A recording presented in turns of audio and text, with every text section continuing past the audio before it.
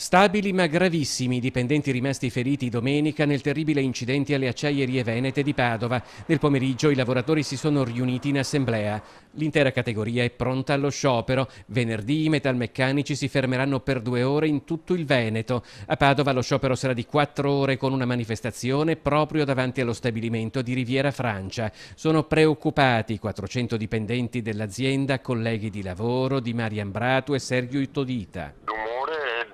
Di grande preoccupazione rispetto proprio all'evento successo, in primis perché ci sono dei colleghi che stanno malissimo e poi analizzano il fatto e benché è un fatto straordinario è chiaro che nessuno è tranquillo.